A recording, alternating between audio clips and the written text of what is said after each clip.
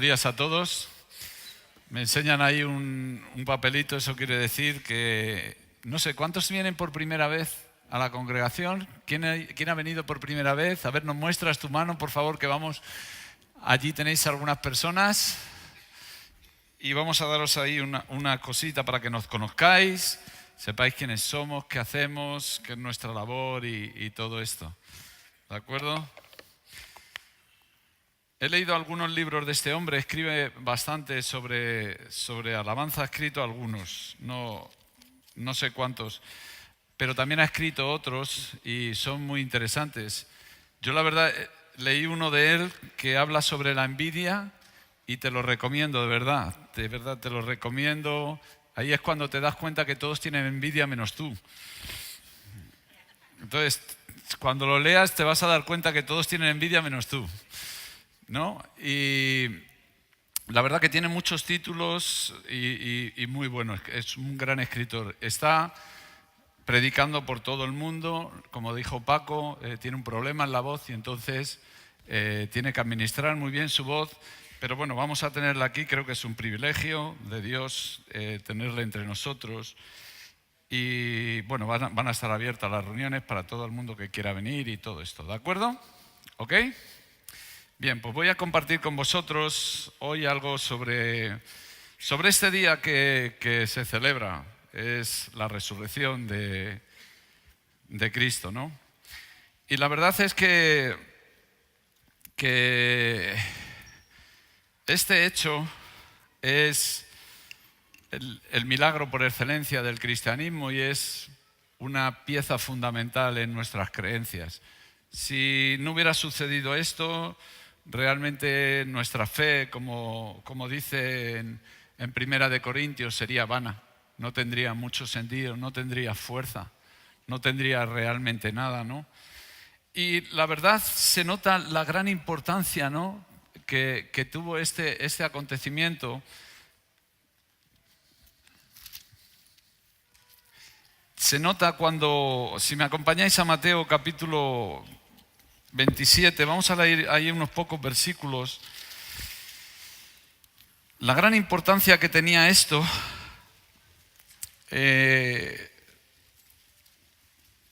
dice que en el versículo 62, al día siguiente, que es después de la preparación, se reunieron los principales sacerdotes y los fariseos ante Pilato diciendo: Señor, nos acordamos que aquel engañador dijo: viviendo aún, después de 3 días resucitaré.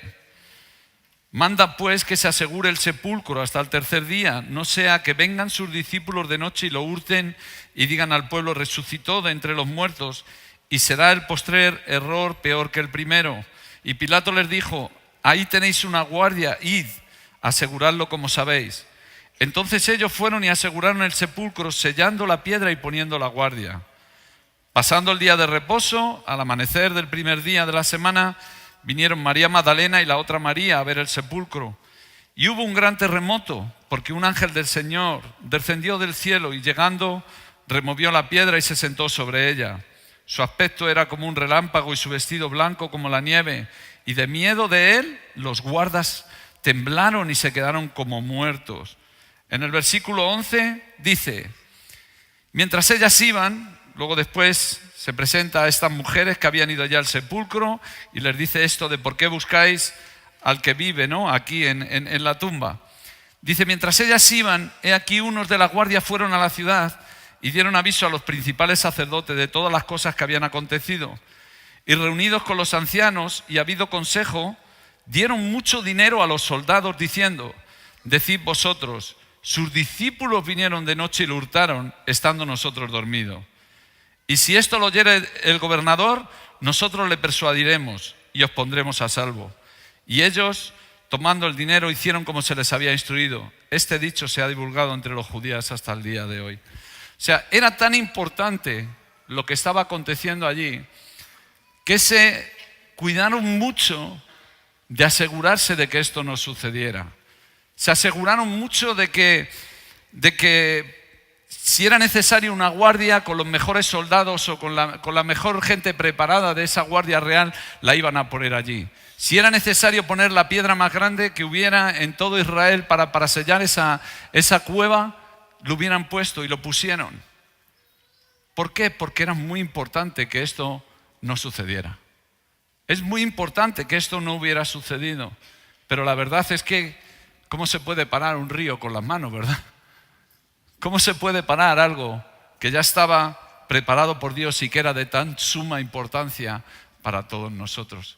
Este día es un acontecimiento, o celebramos un día que es un acontecimiento súper especial para todos nosotros.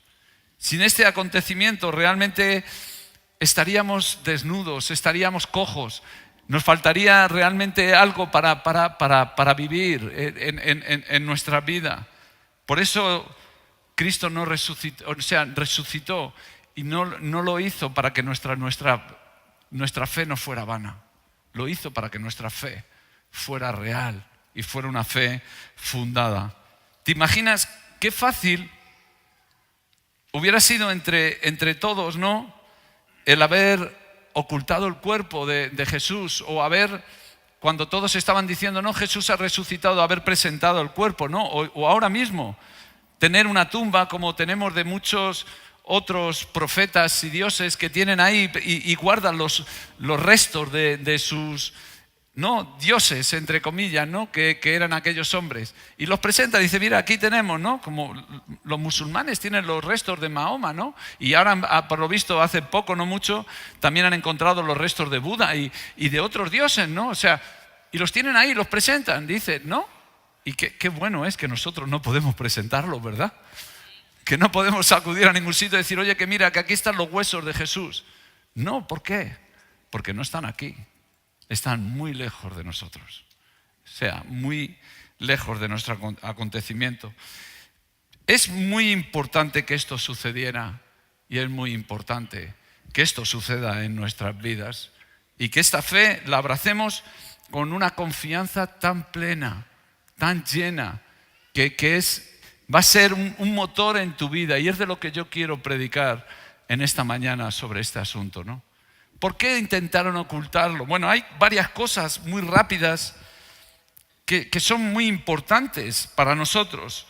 Lo primero es que significa que Jesús es todo lo que afirmó ser. Es Hijo de Dios, es Salvador y Señor. Y de alguna forma Él responde a las afirmaciones y derechos que tenemos sobre este mundo. Por eso es importante. También es importante porque significa que la muerte de Jesucristo fue una muerte expiatoria. Fue una realidad de que el hombre podríamos hallar perdón de pecados y así hallar paz con Dios. Es súper importante. Significa que también al haber resucitado ahora tenemos un sumo sacerdote que está a la diestra del Padre y que Él puede interceder por nosotros y que Él está de alguna forma compadeciéndose o empatizando, más que compadeciéndose, empatizando con las cosas que nosotros vivimos y tenemos en cada día. Por eso es súper importante. También es súper importante porque sabemos que significa que tendremos una vida venidera, que hay una vida que nos aguarda, que hay un lugar que está preparado para nosotros. Es una cosa que nos proporciona una seguridad de que un día partiremos y estaremos juntamente con Él y Él ha preparado un lugar para nosotros y esto nos lo asegura. Y también significa una cosa que esa no es tan agradable. Significa que evidentemente, como Él dijo, habrá un juicio para todos nosotros. Él se pondrá y juzgará a todos. Es verdad. Significa eso. Eso es lo que yo creo que es lo menos grato, ¿no?, del asunto. Pero ahí está en el paquete. Pero lo cierto es que habrá un juicio. Él resucitó de entre los muertos y Él juzgará tanto a los vivos como a los muertos. Por eso hay una gran necesidad en todos nosotros. Y si leemos Mateo capítulo 10 y versículo 9, acompañarme ahí, Mateo capítulo 10, Romanos capítulo 10 y versículo 9, Romanos capítulo 10 y versículo 9.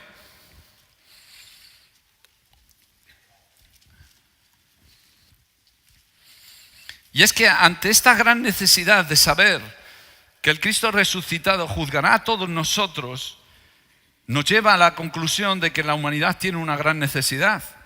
Todos llegaremos ante el trono de Dios. Y delante de este trono, ¿quién podrá ayudarnos? ¿Quién podrá salvarnos? En Romanos capítulo 10, dice, versículo 8, dice, más, ¿qué dice? Cerca está la palabra en tu boca y en tu corazón. Esta es la palabra de fe que predicamos. Que si confesares con tu boca que Jesús es el Señor y creyeres en tu corazón que Dios le levantó de los muertos, serás salvo. Que si confesares con tu boca que Jesús es el Señor y creyeres en tu corazón que Dios le levantó de los muertos, serás salvo. Porque con el corazón se cree para justicia, pero con la boca se confiesa para salvación.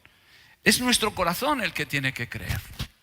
Es algo que llega más adentro de lo que podemos pensar. Tiene que calar en lo más profundo de nuestro ser, el creer que Jesucristo resucitó. Eso es nuestra llave que nos abre las puertas del cielo. Es lo que nos asegura un poquito nuestra salvación, ¿no? Un poquito no, totalmente. No es la palabra, es totalmente, ¿no? Y la verdad es que esta salvación es tan necesaria en nosotros. La humanidad sigue necesitando esto, necesita esto. Tú lo necesitas y yo lo necesito. Necesitamos asegurarnos una salvación tan grande. Es así, ¿no?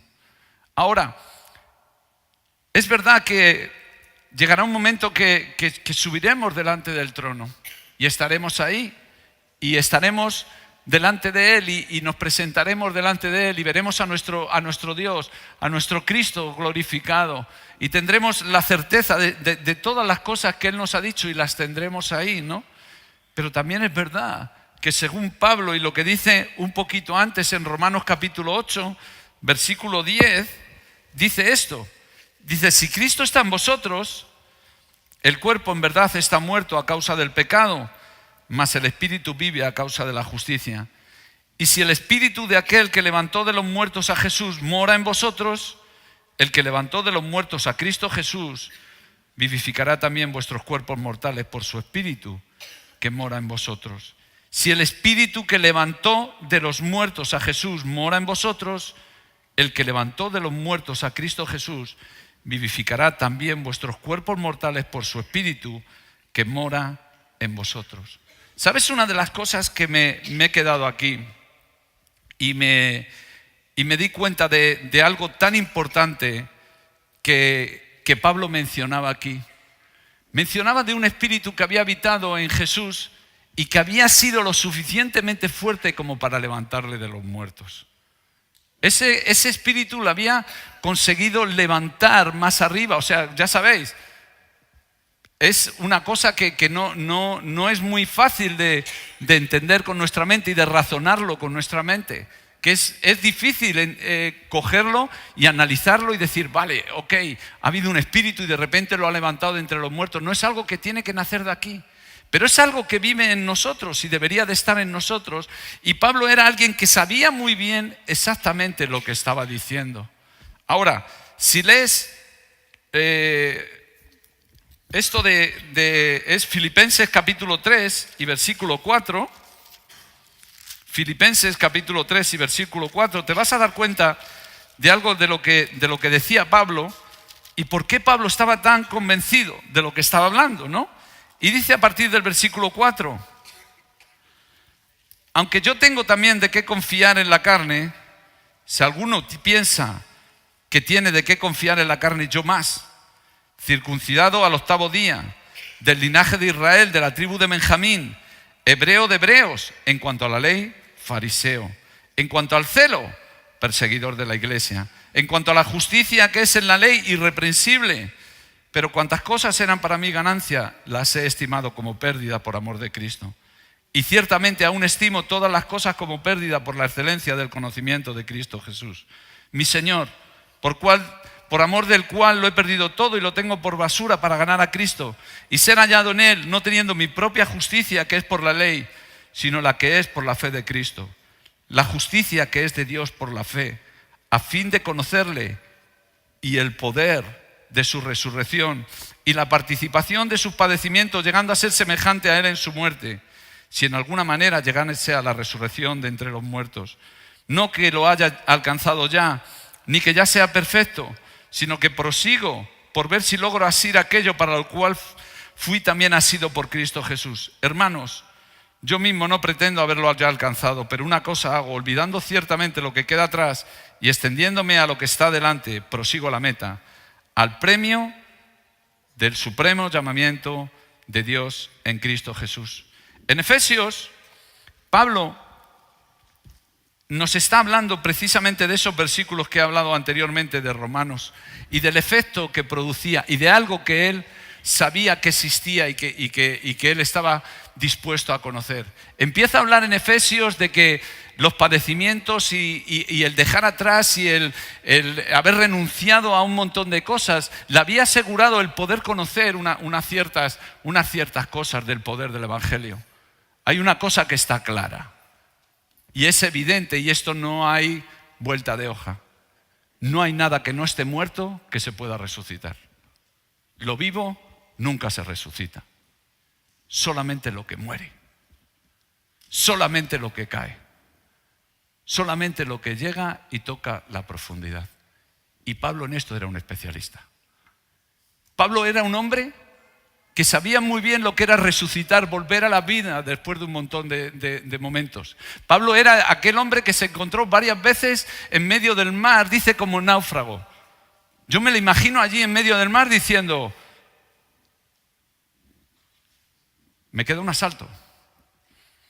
La siguiente ola me tapa y ya estoy listo. Cuando apareció lo que apareció, cómo fue salvado, no lo sé. Pero sé que cuando vino el flotador o el barco y salió de allí, él ya no era el mismo.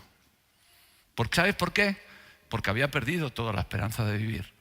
Cuando le azotaron tantas veces que lo más lógico es que alguien ya hubiera sido muerto porque fue azotado tantas veces y ya después de montones de latigazos y de montones de azotes ya estaba ahí a punto de claudicar y estaba muerto y estaba ya sufriendo y diciendo, bueno Señor, aquí estoy, ya me voy contigo y todo esto, y de repente otra vez Dios lo vuelve a sacar, otra vez Pablo una nueva vida.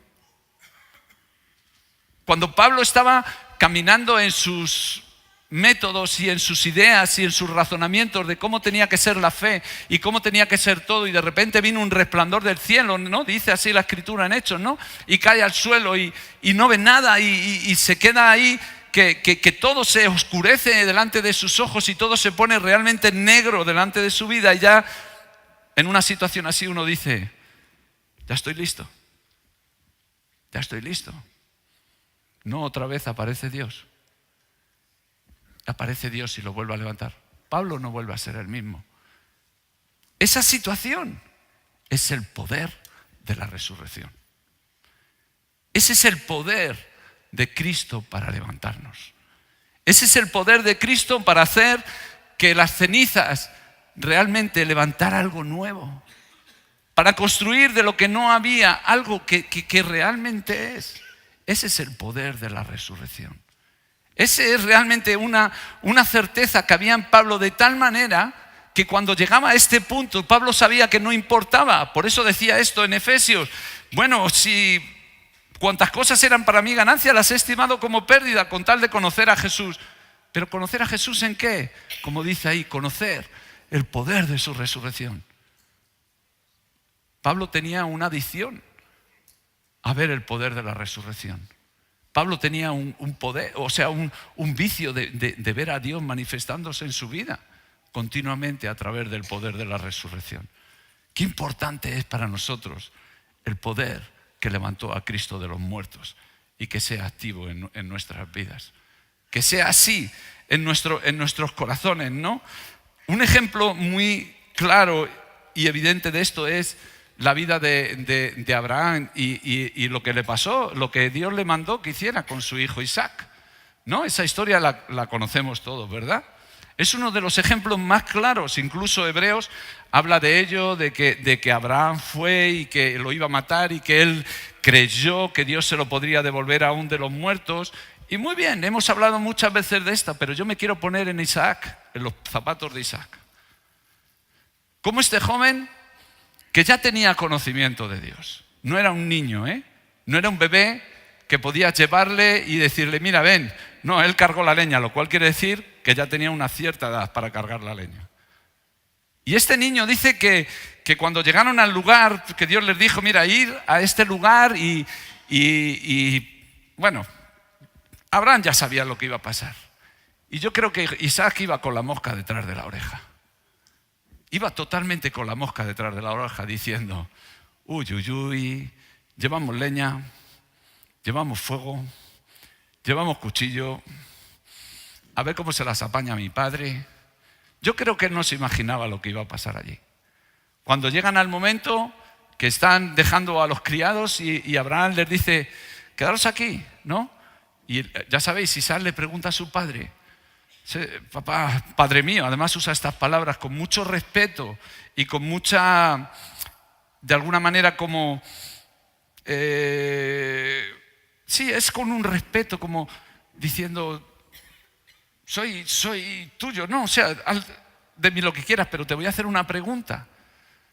Aquí tenemos leña, aquí tenemos un cuchillo, aquí tenemos fuego, pero Señor, Padre, no veo el cordero para el holocausto. Cuando le dice a Abraham, le dice, mira, Dios va a proveerse. Sabemos la continuación de la historia. Dejan a los criados, el niño carga la leña, se van para arriba. Imagínate la escena. Dice que Abraham tomó una cuerda y empezó a atar a su hijo. ¡Wow! Cada lazada que ese niño estaba cogiendo, o sea, que le estaba apretando, cada lazada de esa, yo me imagino en Isaac diciendo, bueno, he disfrutado un poco de la vida, he disfrutado un poco de lo que tal vez, no sé, pero ese niño estaba muerto. Cuando Abraham levantó el cuchillo para clavárselo, yo sé que Abraham vio el cielo, pero Isaac no te digo. ¿Sí o no? Dime quién volvió a la vida. Isaac. Isaac volvió a la vida. Isaac, yo te puedo asegurar que desde ese día no fue igual. Fue alguien diferente. ¿Sabes por qué? Porque vio el cuchillo tan cerca de su garganta. Vio el cuchillo tan cerca de su corazón, que solamente cuando ves la muerte tan cerca, pegándote así un poquito, es cuando realmente dices, wow, he vuelto a vivir. Pero eso sucede con cualquier área en la cual nosotros de alguna manera nos aferramos y que Dios nos la está pidiendo.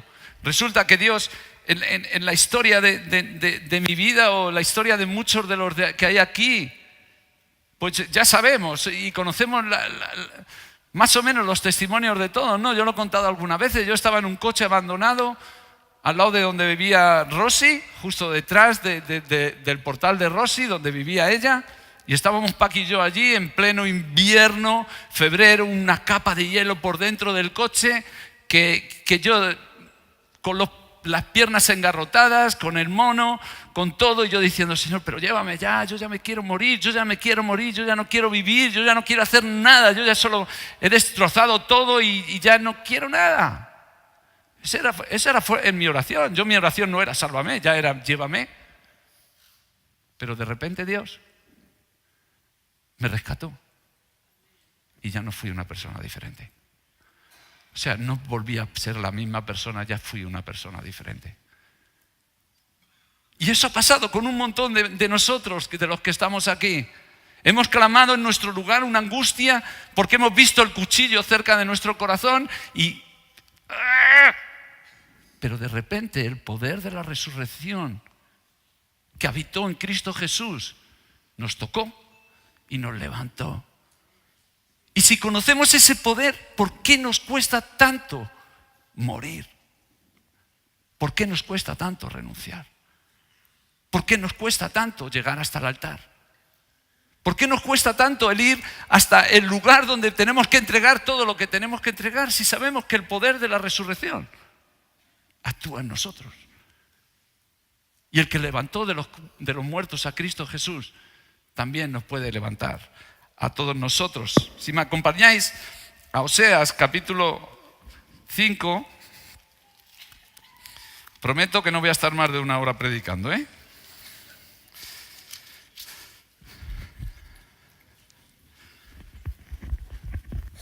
Iban una mujer y su marido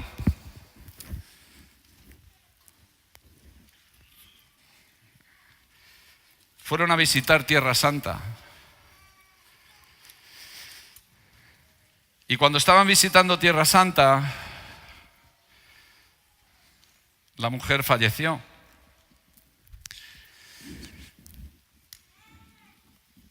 Y bueno, total que se pusieron en contacto con una funeraria y el hombre de la funeraria le dice al hombre, le dice, mire, tiene dos opciones. Nosotros por 1.000 euros lo podemos enterrar aquí, la podemos dejar aquí, tenemos un lugar especial para ella y tendrá un buen sitio. Dice, pero también por 10.000 euros se la podemos regresar a su país. Y el hombre se quedó así pensando, miró un momento al cielo y le dijo al de la funeraria, me la llevo a casa. Me la llevo a casa. Y el de la funeraria, a los pocos minutos, ya después de hacer los papeles, le dice, me ha dejado usted sorprendido, ¿no? ¿Cómo por 1.000 euros, pudiéndola haber enterrado aquí, se la lleva usted por 10.000 euros a su país? Dice, mire, hace 2.000 años un hombre aquí murió y a los tercer días resucitó. Dice, yo por 10.000 euros no estoy capaz de arriesgar nada.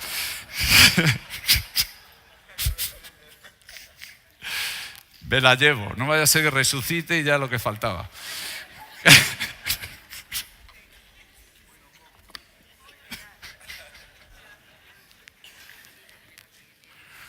¿Qué esperabais?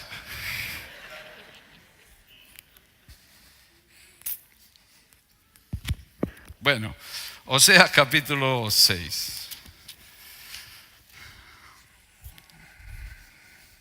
Que no, cariño, que yo a ti no, ¿eh?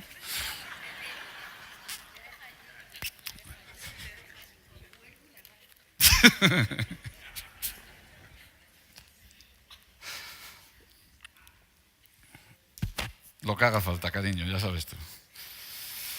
Dice en el versículo 15, capítulo 5, versículo 15, dice esto, fíjate. Dice, andaré y volveré a mi lugar hasta que reconozcan su pecado y busquen mi rostro, en su angustia me buscarán. Dice, venid y volvamos al Señor, porque Él arrebató y nos curará, hirió y nos vendará. Nos dará vida después de 2 días, en el tercer día nos resucitará y viviremos delante de Él. Y conoceremos y proseguiremos en conocer a Dios, como el alba está dispuesta a su salida, y vendrá a nosotros como la lluvia tardía y temprana a la tierra. No hay una resurrección si no hay una muerte previa. No hay una resurrección sin una muerte previa. Estaba pensando ahí en un momento y de repente pensé, la resurrección es como una bala que no tiene pólvora en nuestras vidas. Nosotros sin la resurrección, sin el poder de la resurrección en nuestras vidas, somos como balas sin pólvora. Tenemos todo lo necesario, lo de fuera, la cabeza, lo que se va a lanzar, lo que se va a incluir, dónde va a dar el percutor, todo lo tenemos. Pero nos falta el ingrediente que realmente hace que todo esto funcione. Y sabes, aquí Israel estaba en un punto donde tenían que reconocer algo en su vida y tenían que reconocer a Dios. Y tenían que renunciar a un montón de cosas. Tenían que renunciar y tenían que que eliminar de sus vidas una serie de cosas que les impedía acercarse a Dios. Y en ese momento el profeta está dándole una palabra, dice que Dios estaba apartándose hasta que reconocieran y buscaran su pecado. Pero ¿sabéis lo que es eso? No es cuando uno realmente muere, cuando realmente renuncia. Y el profeta les estaba diciendo, mira, aunque parece que todo esto va a ser doloroso y va a ser triste y va a ser angustioso en nuestras vidas, la verdad es que al tercer día resucitará. Al tercer día volveremos a vivir. Al tercer día facilitaremos a Dios que pueda enviar una vez más la lluvia a su tiempo a nuestra tierra. Y que nuevamente veamos las tierras otra vez llenas de fruto y veamos otra vez que nuestra cosecha vuelve a tener fruto y vuelve a reverdecer nuestros campos y vuelve a todo, porque volverá la lluvia. Lo que en un momento parece un momento de congoja, de angustia, de que nos aprieta y de que realmente nos frustra, realmente al final te das cuenta de que es lo necesario para que una vez más Dios pueda actuar en nuestras vidas y pueda actuar en tu vida y en mi vida. Dice un poquito más adelante, fíjate en el capítulo 11, una cosa que tiene que ver con lo de Isaac. Pero fíjate esto, ¿no? Cuando dice en el versículo, no salen los 4 primeros versículos, pero dice, cuando Israel era muchacho yo lo amé y de Egipto llamé a mi hijo. Cuanto más yo los llamaba, tanto más se alejaban de mí. A los baales sacrificaban y a los ídolos ofrecían sahumerios. Yo con todo eso enseñaba a andar al mismo Efraín, tomándole de los brazos, y no conoció que yo le cuidaba. Con cuerdas humanas los atraje, con cuerdas de amor. Y fui para ellos como los que alzan el yugo de su cerviz, y puse delante de ellos la comida. Con cuerdas humanas los atraje. ¿Y sabes a qué se refería evidentemente aquí? Esas cuerdas humanas fueron Cristo haciéndose hombre entre nosotros, viviendo entre nosotros. Y esas cuerdas humanas que nos tienen atractivo para nosotros eran cuerdas realmente de amor. Cuando Dios nos llamó a invitarle a nuestras vidas y nos llamó para tener una salvación, realmente lo hizo. Y nos cogió de un lugar, como aquí está diciendo, a ellos de Egipto, pero a nosotros de otro lugar, ¿no? Y al fin de cuentas nos trajo aquí y nos rodeó con unas cuerdas de amor. Y sí que es verdad que algunas veces esas lazadas, como os he comentado de Isaac, imagínate una lazada y te aprieta un poquito, ¿verdad? Otra lazada y te aprieta otro poquito. ¿Y qué es la inercia del muchacho? Como aquí, además que lo dice así, como un muchacho. ¿Qué es la inercia del muchacho? Déjame, no me pongas cuerdas, quieta. Esa es nuestra inercia. Esa es la inercia de nosotros. Sin embargo, la verdad es que una vez que eres atraído a Dios, que eres atrapado por Dios, realmente te das cuenta de que el poder de la resurrección puede hacer algo grande en tu vida. Y hay muchos de nosotros que parece que queremos saltar ahora mismo de la sartén porque aprieta, ¿verdad?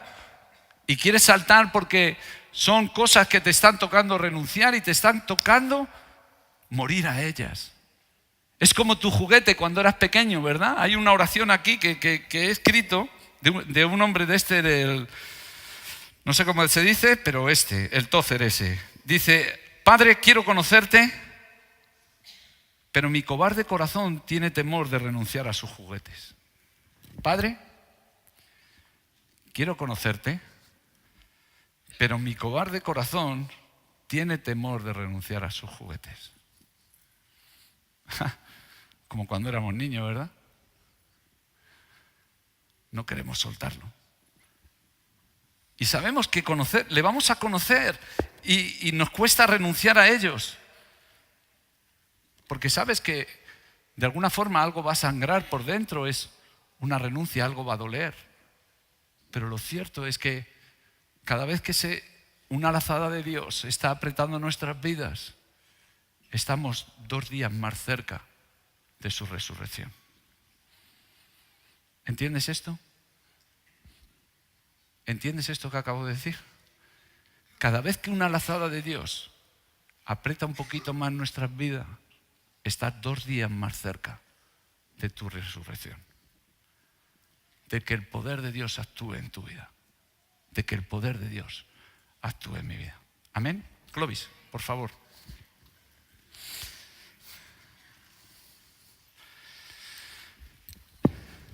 Decía así la oración de este hombre, mientras que vienen el equipo. Decía la oración así completa. Déjame que te la lea y meditamos en cada frase poco a poco. Porque yo creo que es una oración que hacemos sin darnos cuenta. Dice: Padre, quiero conocerte, pero mi cobarde corazón tiene temor a renunciar de sus juguetes. No puedo renunciar a ellos sin sangrar por dentro. Y no trato de esconder de ti el terror de la renuncia.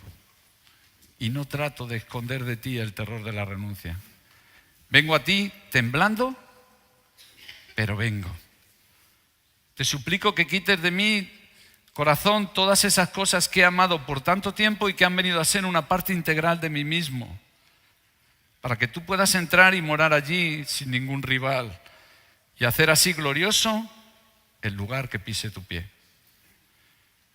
Luego, yo sé que mi corazón no tendrá necesidad de que el sol brille en él, porque tú serás la luz de él y allí no habrá noche.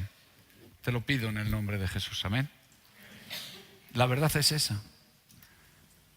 Irán andando y llorando los que llevan la preciosa semilla, pero volverán con gozo recogiendo sus gavillas.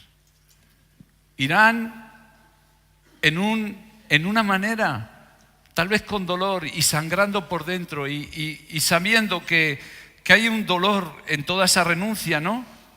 Y es un terror a renunciar muchas de esas cosas que son tan útiles, ¿verdad? En tu vida. Pero lo cierto es que si no lo hacemos, somos balas en manos de Dios. Somos aljabas en la mano de Dios. Es una de las palabras que Dios nos ha dado para ser lanzados. ¿Te imaginas esa bala que eres tú o que soy yo sin pólvora? Cada vez que Pablo volvía de un acontecimiento de esos, es que volvía a hacer otra cosa aún mayor de las que había hecho. ¿Por qué? Porque algo nuevo había muerto, porque nuevamente se había cargado la pólvora en su vida, ¿no? Y tú y yo necesitamos cargarnos de esa pólvora de la resurrección, del poder de Cristo resucitado. Cristo no está muerto, Cristo está vivo. Cristo está aquí en medio de nosotros para recargar tu corazón y para recargar mi corazón en un día como hoy. Y yo te invito en esta mañana a ponerte de pie y a decir: Señor, recarga mi corazón.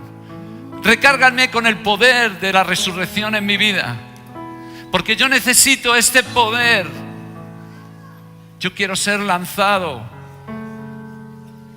y penetrar esas barreras que ha habido en mi vida tanto tiempo en el nombre de Jesús. Y que el poder de Dios actúe en nosotros, en cada uno de los que estamos aquí. Esa es mi oración en esta mañana, que el poder de Dios actúe en ti, y actúe en ti, y actúe en ti, y actúe en ti, y actúe en cada uno de nosotros. Eso es lo que necesitamos, el poder de Dios. Y el mismo Espíritu que levantó a Jesucristo obre en nuestras vidas. Amén. Amén. Vamos a orar en el nombre de Jesús. Gracias te damos, Padre, por este tiempo. Gracias te damos porque tú eres nuestro Dios poderoso, Señor. Señor, la piedra no te pudo contener, Señor.